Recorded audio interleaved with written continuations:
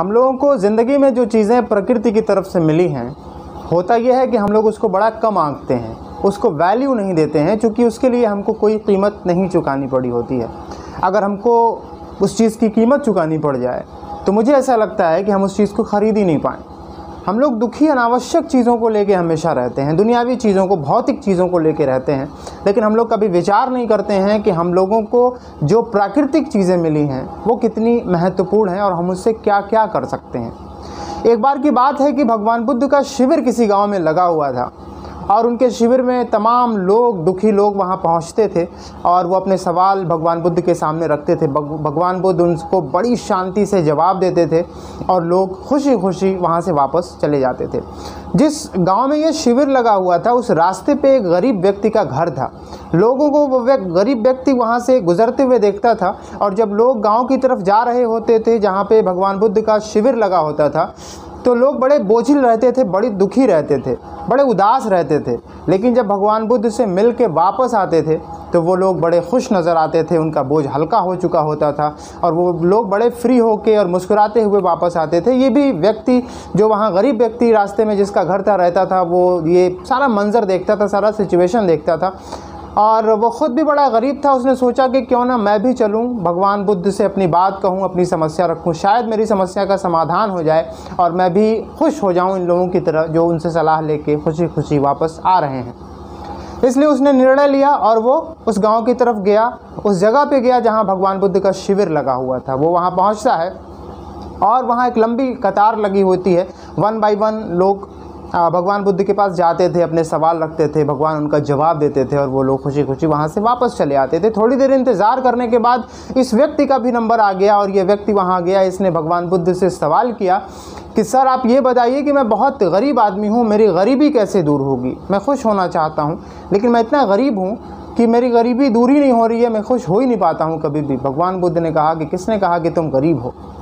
तुम्हारे पास तो बहुत संपत्ति है, बहुत धन है। इस आदमी को बड़ा अजीब लगा कि मेरे पास तो कुछ है ही नहीं। उस व्यक्ति ने भगवान बुद्ध से कहा कि मेरे पास तो शाम का खाना नहीं होता है, मैं भूखे कई बार सो जाता हूँ और आप कहते हैं कि मैं बहुत धनी व्यक्ति हूँ। भगवान बुद्ध ने कहा कि तुम्हारे पास एक चेहरा है, तुम इस चेहरे से मुस्कुरा सकते हो, तुम्हारे पास एक ज़बान है, इस ज़बान से तुम मीठा बोल सकते हो, तुम्हारे पास 2 हाथ हैं, तुम इन 2 हाथों से लोगों के परोपकार का, उद्धार का, लोगों की भलाई का काम कर सकते हो। ये तीनों धन तुम्हारे पास है और निश्चित रूप से यदि तुम इन चीज़ों का इस्तेमाल करो, अपने चेहरे का इस्तेमाल करो, अपनी ज़बान का इस्तेमाल करो, अपने हाथ का इस्तेमाल करो, लोगों में खुशियाँ बांटो, लोगों से मुस्कुरा के मिलो, तो निश्चित रूप से धीरे धीरे तुम्हारी गरीबी, तुम्हारा दुख, तुम्हारा सारा कुछ दूर हो जाएगा। इस आदमी को जवाब मिल चुका था और ये आदमी वहाँ से वापस आया और खुशी खुशी वापस आया। इसने ऐसा ही करना शुरू किया और धीरे धीरे इसकी गरीबी मिटती गई। ये एक बेहतर इंसान बन गया, समाज में इसकी प्रतिष्ठा और सम्मान होने लगा। दोस्तों, इस कहानी के ज़रिए हमको पता ये चलता है कि हमारे पास जो चीज़ें नहीं होती हैं, भौतिक चीज़ें, हम उनके तलाश में रहते हैं हमेशा। जो प्रकृति ने हमको दिया है हम उसका इस्तेमाल नहीं करते हैं, उसका यूज़ नहीं करते हैं।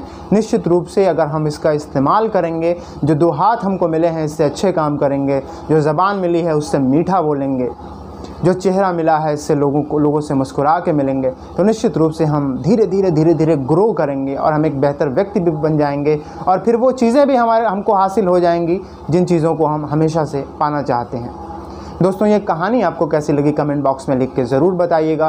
और इस कहानी का मतलब सिर्फ कहानी सुनाना नहीं है, बल्कि ये भी है कि इन चीज़ों को, जो क्वालिटीज़ 3 गौतम बुद्ध ने बताई हैं, उन तीनों क्वालिटी को अपने अंदर ले आना है। और हम भी अगर खुश होना चाहते हैं, समाज में बेहतर ज़िंदगी गुजारना चाहते हैं, तो हमको ये क्वालिटी अपने अंदर ले आनी ही पड़ेंगी। और अगर हम ले आएंगे तो निश्चित रूप से थोड़े समय में आप महसूस करेंगे कि हमारी ज़िंदगी पहले से ज़्यादा बेहतर होने लगी है और हम दुनियावी वो तमाम चीज़ें हासिल कर पाएंगे जो हम हमेशा से हासिल करना चाहते थे। दोस्तों, अगर आप हमारे चैनल पर नए हैं और आपने अब तक हमारे चैनल को सब्सक्राइब नहीं किया है तो प्लीज़ हमारे चैनल को सब्सक्राइब कर दीजिएगा।